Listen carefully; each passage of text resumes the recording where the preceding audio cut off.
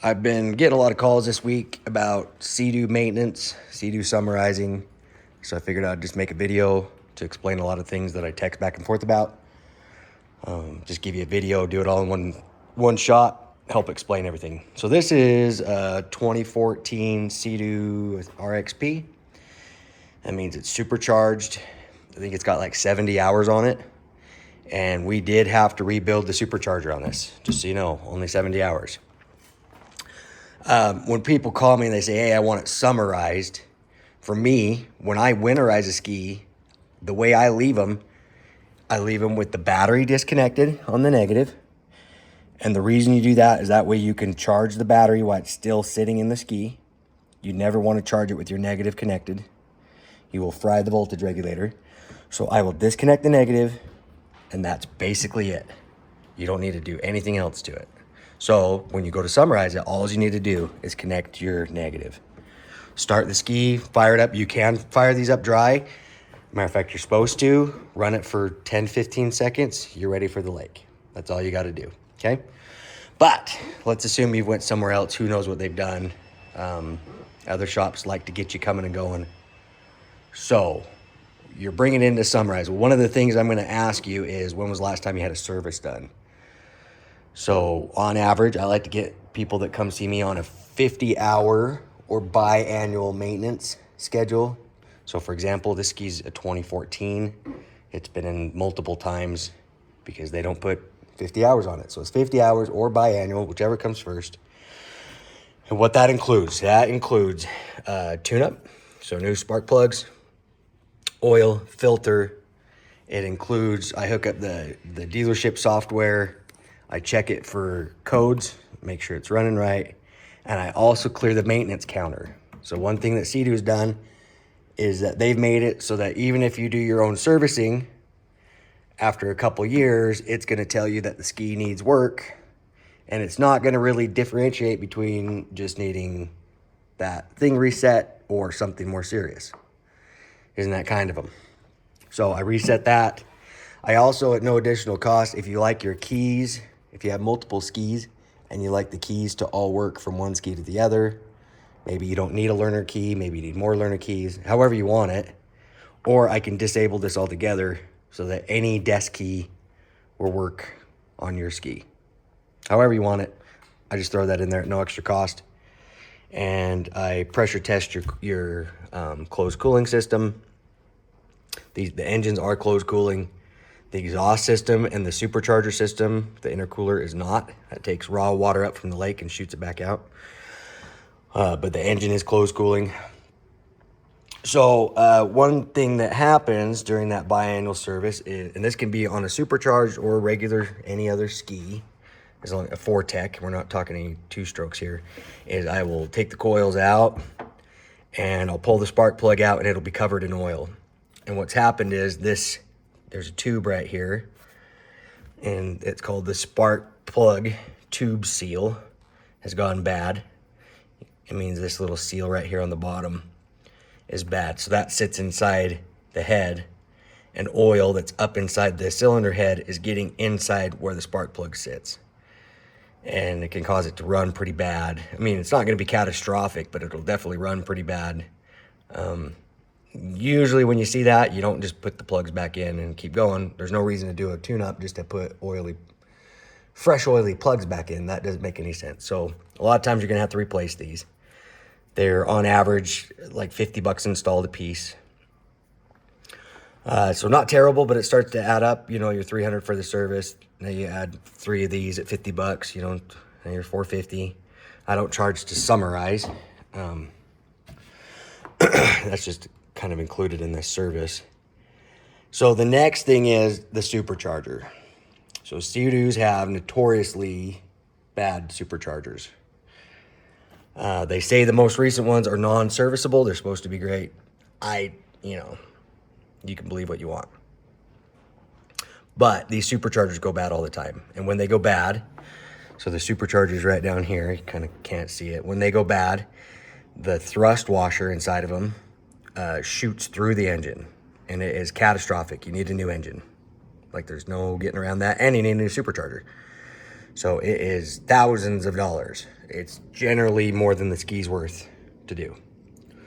So one of the things you can do is check the supercharger to see if it needs to be rebuilt. To rebuild a supercharger is about $1,000 on average.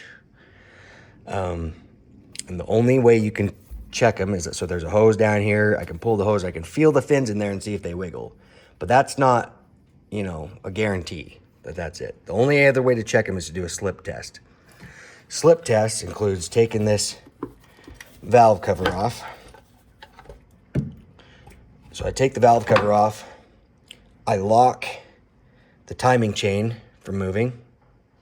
And then I put a torque wrench on the supercharger and I turn it, and the supercharger will slip at a certain foot-pounds. It's supposed to be between 6 and 11, depending on average, sometimes up if it's been rebuilt, but that's neither here nor there. We check it. If it slips too early, that supercharger's in dire straits, and I wouldn't even recommend using it until you rebuild it. So to add this extra little test, I charge $100 for it. So do you have to do it? No, of course not. I would just hate to have you do a service and then that year the supercharger implodes on you and you need an engine.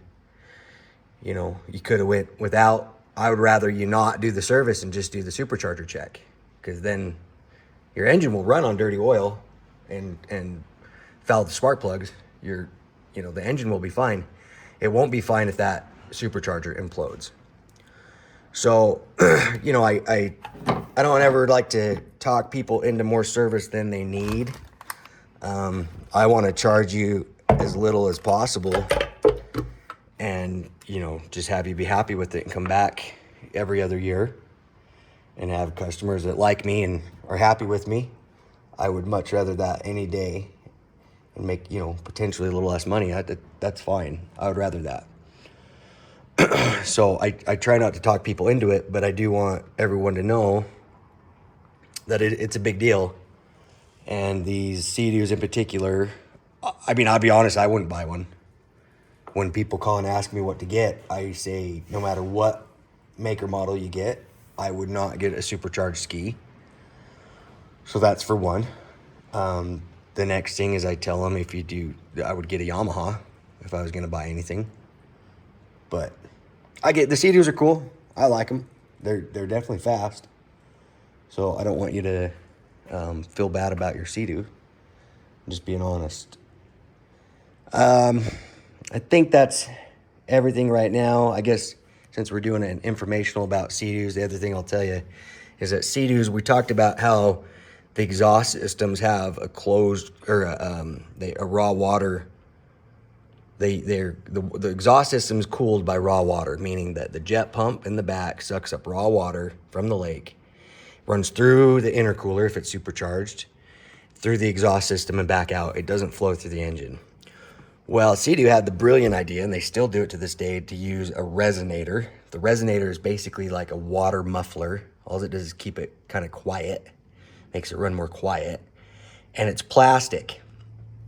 Well, so here's a very common scenario that happens. You're down at Lake Powell, you have your Seadoos there, the wind picks up, so you beach your Seadoos. You pull them up on the beach because you're like, man, I don't want my beautiful Seadoo banging up against the side of the boat. Understandable. So you're like, we'll just pull it up on the beach, no big deal. And you can do that. That's fine. The next day, you yourself need to walk out there. You personally pull it off the beach. Because that sand now, especially down at Lake Powell, is just packed inside here. It is packed inside that intake. You're going to need to pull it out to open water and bob the back end in a lot. Spend a few minutes swishing that back end, up and down, back and forth. Get all of that sand out there. Don't just start the ski and go. It happens all the time where somebody's like, hey, I'm going to go for a morning ride. They pull it off. They take off. Well, guess what? That's packed with sand. Water no longer is flowing through here, okay? So you're still moving because it's making it through the jet pump, but it's not making it through the exhaust. Hot exhaust gases are now traveling through that plastic resonator, and it burns a fist-sized hole in it. As soon as that has a hole in it, guess what? You're sinking. And you're sinking fast. A fist-size hole sink. It goes down real quick.